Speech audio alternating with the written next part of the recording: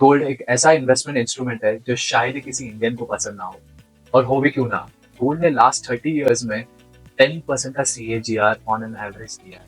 तो सपोज आप 1 लाख रुपीज का फिजिकल गोल्ड होल्ड करते हो फॉर नेक्स्ट 7 इयर्स, ये सोच के कि आप उससे प्रॉफिट कमाओ, तो आपका यील्ड कुछ इस तरीके से नजर आएगा विद 10%। वेल एक्चुअली ये आपका फाइनल यील्ड नहीं होगा, क्योंकि इसमें हमने cost of buying and selling को इन्वॉल्व ही नहीं।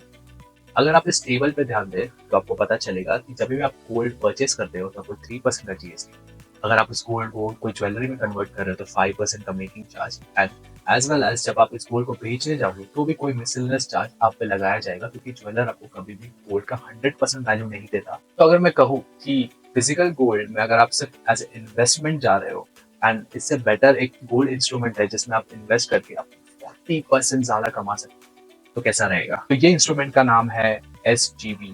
SGB एक RBI इशूड बॉन्ड है जो गोल्ड के प्राइसेस को ट्रैक करता है, ताकि आपको मैच्योरिटी अमाउंट मिल सके at the end of tenure. याद रखिए कि ये bond actually physical back gold नहीं है, जस्ट ये गोल्ड के प्राइसेस को ट्रैक करता है, उसका बॉन्ड वैल्यू डिसाइड है। फिजिकल गोल्ड से कंपेयर करें तो इस बॉन्ड के बहुत सारे फायदे हैं जो मैं यहाँ लिस्ट कर रहा हूँ। इसमें कोई कैपिटल गेन टैक्स नहीं लगता, इसमें 2.5% ऑफ एडिशनल इंटरेस्ट मिलता है आपको ओवर द टॉप ऑफ जो भी अप्रिसिएशन होता है गोल्ड के प्राइसेस में।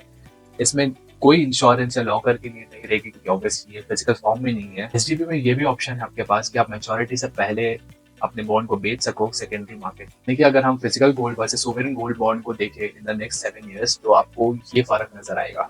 इसमें क्योंकि LTCG नहीं है, कोई मेकिंग चार्जेस नहीं लगते, कोई GST नहीं लगता, तो आपका जो एवरेज यील्ड निकल के आता है वो काफी ज्यादा है कंपेयर टू गोल्ड। एंड जाहिर सी बात है, जितना साल आप इसमें इन्वेस्टेड रहोगे उतना ज्यादा कंपाउंड होता रहेगा, एंड डिफरेंस जो मैं कह रहा था 40% का, उससे ज्यादा नजर आएगा। नेक्स्ट रील में digital gold, gold ETFs and gold mutual funds को साथ में कंपेयर करूंगा, क्योंकि ये ऐसे इंस्ट्रूमेंट्स है जिसमें लिक्विडिटी काफी अच्छी है। हालांकि इसकी यील्ड्स SGB जितनी नहीं है, बट येट कोई कोई सिनेरियो में ये सारे इंस्ट्रूमेंट्स आपके लिए तो फॉलो फॉर मोर।